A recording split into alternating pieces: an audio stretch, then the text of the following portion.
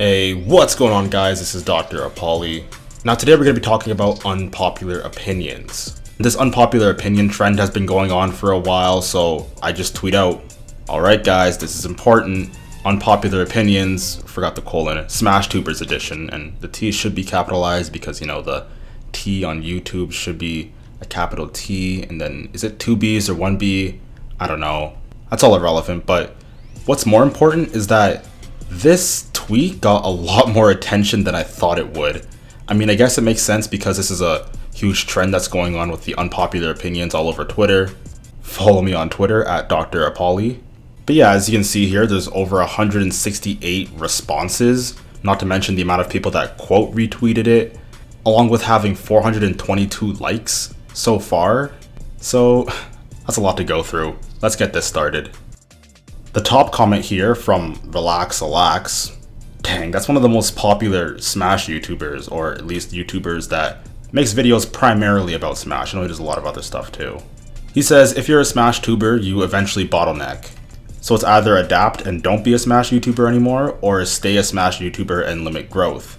It's the case of many subgenres, especially Smash. People overestimate how popular Smash content is for some reason. I actually agree with this to a fairly large extent. A lot of you guys don't know this, but I actually used to make Pokemon YouTube videos, and those videos at their peak got more views than I've ever gotten in Smash. Just straight up, they've gotten more views at their peak than Smash Bros has for me at its peak. You can see the same sort of stats with people like Shofu, even Alpharad, who has a lot of really highly viewed videos that have nothing to do with Smash Bros. Competitive Smash Bros is getting bigger, but it isn't actually all that big. So by just doing Smash, you are limiting your growth. With that being said, I think there's a sort of hidden premise in there that you have to move on from Smash Bros in order to be sustainable, which I don't think is necessarily true. And now I can go on about why I don't think that's necessarily true, but that's not really relevant to the question. I think it's right for the most part. I mean, I'm doing more anime videos, and I'm even doing some, you know, general gaming videos from series that I am interested in. Who knows, maybe I'll start making Pokemon videos again. McLeod Gaming, the creators of Super Smash Flash 2, also chimed in. They said, not enough guides to go along with silly content. Makes me envy the Brawl days.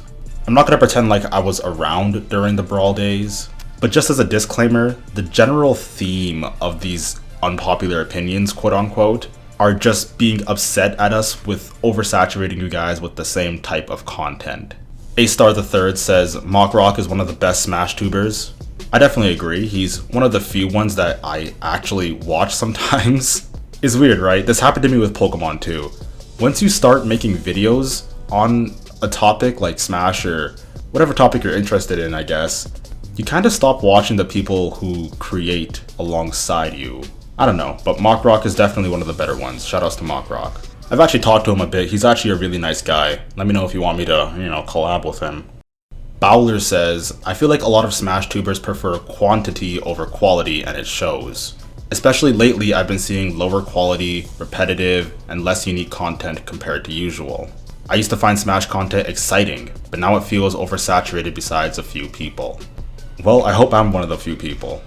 Now again, I don't watch too many Smash videos, but the people that I do watch or used to watch, I do agree that they have turned into more low quality and like cookie cutter content. For example, Zero is just about the perfect example. Back in Smash 4, he used to upload every 1 or 2 days with an analysis on a character, and they're pretty interesting to watch, but when Ultimate came out, he started doing, you know, reacting to BuzzFeed tier lists, and I'm like, alright, this is not what I subscribed for. This is not what the GOAT of Smash 4, arguably the GOAT of Smash, should be doing on my feed.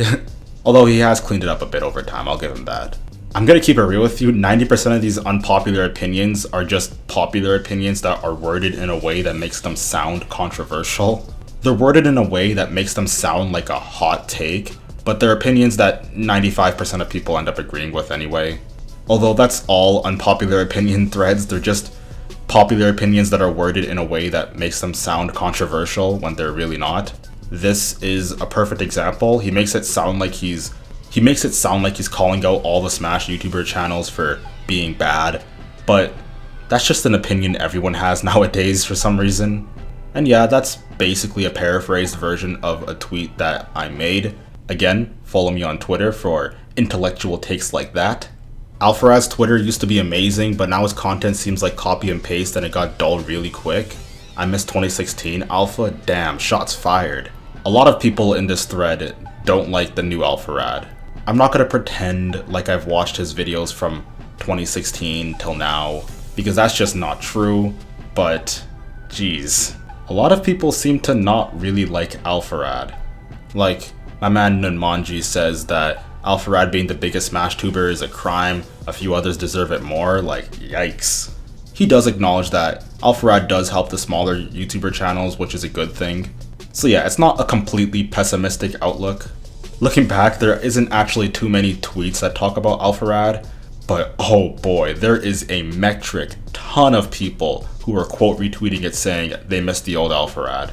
Now again, I don't have anything specific to actually say about this, but I don't think it's really fair that you guys are saying this. Again, he does help the smaller channels. I can confirm this. I'm a smaller Smash based YouTube channel, and I'm in a Discord with other bigger Smash YouTubers ran by Alpharad. That's actually how that whole Project Wendy thing that happened around the New Year's time all started up, because he made a Discord with all of the big Smash YouTubers and the smaller ones too, and we all decided we would upload a video about Wendy at the same time. And now we all had Project Wendy in our description, and he made a whole playlist of all the Project Wendy videos. And people who looked at those playlists, they looked at the other smaller creators and they got more attention. Now I didn't do mine because I was running short on time and I didn't have my computer with me. But he's a really good person who really does care about the community. Now, being a good person does not mean you're a good YouTuber and you make good content. But the problem I find with a lot of these comments is that they're not really saying anything about what Alpharad can do better. There's no constructive criticism. It just seems like blind hate to me from the comments I've seen. Of course, I haven't looked at every single comment. There's a lot of them, along with a lot of quote retweets. I think it would be silly for me to think that there's not a single lick of constructive criticism out there, but most of the comments I'm seeing are just, I don't like Alpharad anymore, and that's it, which doesn't really tell him anything. Alright, that's enough ranting. Pandarian says Captain L is the only good one. That's offensive, especially considering he follows me. Esam makes great content, and Mockrock makes some of the best out there. I miss Dendry's combo showings, and yeah, Zero sucks. Alright, the first thing this guy says about Esam making good content, now that is an actual hot take, unpopular opinion. Now, a lot of people I know don't like Esam's videos for various reasons, but I think his content is generally okay. He just rambles on and talks for way too long. It just seems like there's a lot of fluff in it just to reach the 10-minute mark. He's also a little too enthusiastic for my taste. Holy crap, that's probably the most cynical, edgy thing I've ever said on this channel. He's too energetic, too bubbly for me, I don't like it. But yeah, that's actually a super hot take. Smaller content creators make more original content than the bigger ones recently. Thank you. Sherwood isn't even funny. He just screams and speaks irrelevant nonsense. That's not even an opinion, that's just hard, cold facts. Montages have to go. It's nothing but memes of people screaming unrelated shit layered with basic interactions between two players. And a spike or two, then they address it as disrespect. It's corny. You know, that's why I don't really upload those videos where, you know, you just play with a friend and then something cool happens and then you upload it type videos. I mean, I've done them multiple times before, I'm not denying that. But I think the premise of the videos are pretty lackluster and limiting. I think they can be cool if people get clips from like over the course of multiple days, but you know, that's not really ideal for YouTube's algorithm. I don't know, I feel like I'm just editing Twitch highlights. Like, I may as well have just streamed it and then edited it and then uploaded it to my channel. But looking at Zero, people hate it when you upload stream highlights, so like, yeah, it seems like people are just burnt out from those type of videos. So all of you SmashTubers watching this, or aspiring SmashTubers who may be watching this, that might be good to know. Mr. Danish Buttercookies is the hypest SmashTuber. Danish has always made some pretty cool videos, and he's recently gotten the biggest glow up from Smash Ultimate out of probably any smaller Smash YouTuber. Like, he used to be around my size, and now he's 10 times my size. It's crazy. I'm really glad he's gotten more recognition. He's a really cool guy. Etika was trash, and I still don't understand how he got as big as he did. That is the hottest take of probably this entire video. And that's a take that I unironically agree with. I don't like Etika's videos. Now, this isn't just because he's big, right? I'm not the type of person to envy someone because they're big. I've actually known about him since he had 400 subscribers. I'm not even joking. Back when he used to do Pokemon Wi-Fi battles and Pokemon Black and White 2, Pokemon X and Y weren't even out. Back when he used to have that one intro that was a minute 20 seconds long or something. Back when his name was actually Iceman Etika. I'm pretty sure I even still have him as a contact on Skype.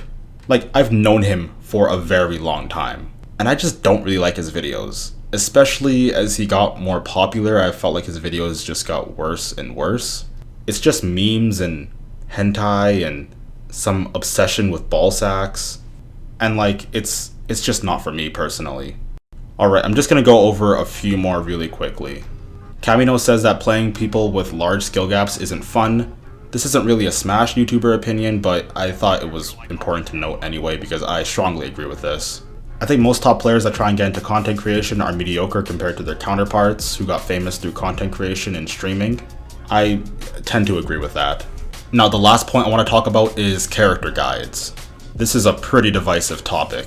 Some people say we need more beefy Smash dudes, My Smash Corner, Izaw, Captain L type guides.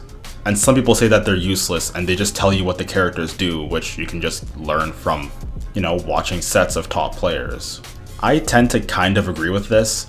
Now, first of all, the top players who make those hour-and-a-half long guides where they do nothing but just talk for an hour and a half and have 5 minutes of actually useful things are stupid. I think that top players are better than that. They should be doing a better job. Now, in terms of full comprehensive character guides, like, what Izaw does and what I even did with Luigi, I understand why people would say that it's not really that useful when you can just watch a set and learn most of it in half the time. And I actually kind of agree, but there's still some stuff that you can learn from watching a guide to optimize your gameplay. This is especially useful for people like Beefy Smash Dudes and My Smash Corner who go over specific tech that's not really, well, not specific tech, general tech that's not really geared towards a specific character that can just be applied to anyone that can help you enhance your gameplay. Like My Smash Corner's attack cancel thing. Or if you have trouble figuring out how to do a character specific tech like Pichu's lightning loops, guides can be really helpful. I'll still admit though, some character guides like, even my Luigi one that I did that I'm really proud of still, there was some fluff in there that I don't think really needed to be mentioned at all. Like, who cares about Luigi's forward tilt? So yeah, I kind of agree with people who think that guides are useless, but I more so agree with people who think that guides are useful because they help enhance and bring your game to that next level. They can contextualize things in a way that you may not have gotten just watching tournament sets, and they're especially good for helping you refine specific tech. Thank you all for watching, I hope you enjoyed. If you did, don't forget to subscribe to my Unpopular Smash channel. Discord, Patreon, Twitter, all that stuff I always say is in the description. I'll catch you all next time. Peace.